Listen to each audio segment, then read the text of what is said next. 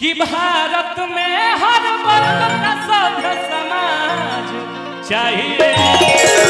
भैया कि हम चैन से नहीं रहेंगे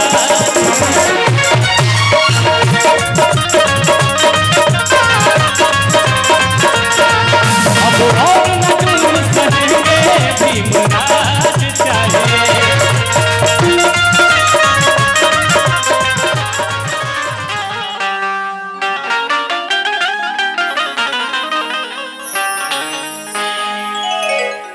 साथे बोले कि भैया सबसे पहले जय भीम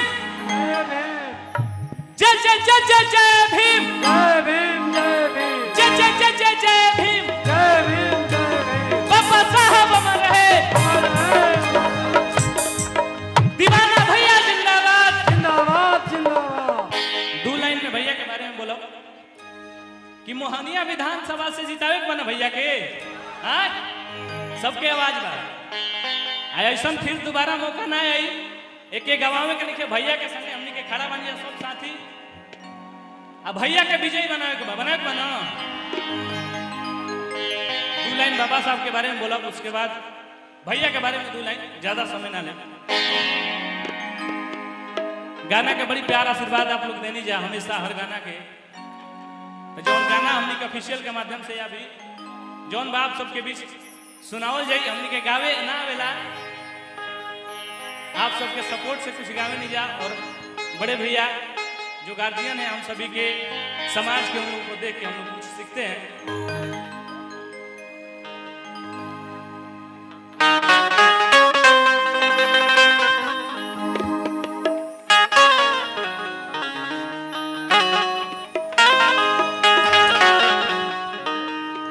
एगो गाना रहे भैया हमार कि सुन लो बहुजन भाई आय अब और न शोषण सहना है आवार करे जो दुश्मन तो जान पे खेल के लड़ना है कि भारत में हर वर्ग का सभ्य समाज चाहिए ना भैया। अब सुन लो बहुजन भाई अब और न शोषण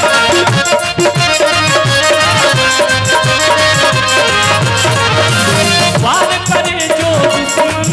तो जान पे खेल के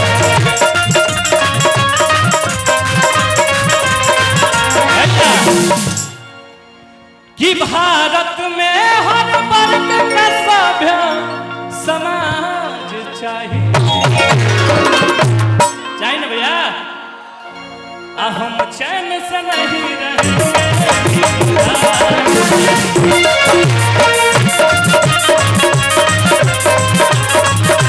अब और जुल्म सहेंगे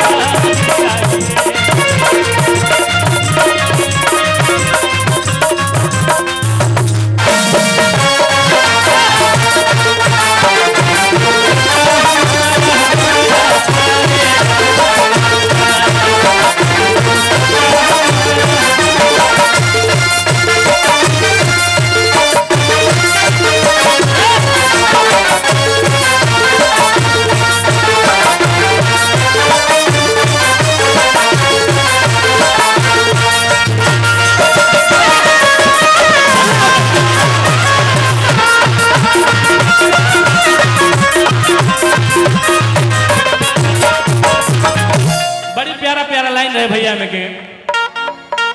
कि जब जुल्म करे जुल्मी तब तुम उसको ना टालो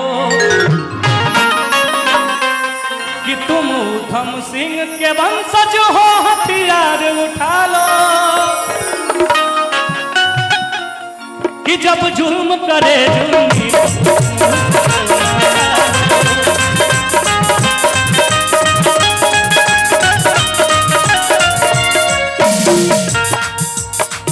भारत में हर वर्ग का सभ्य समाज चाहिए।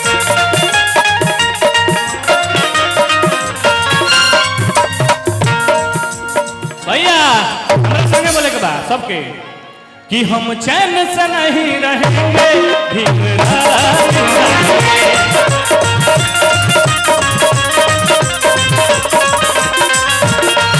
अब और जुल्म सहेंगे भीमराज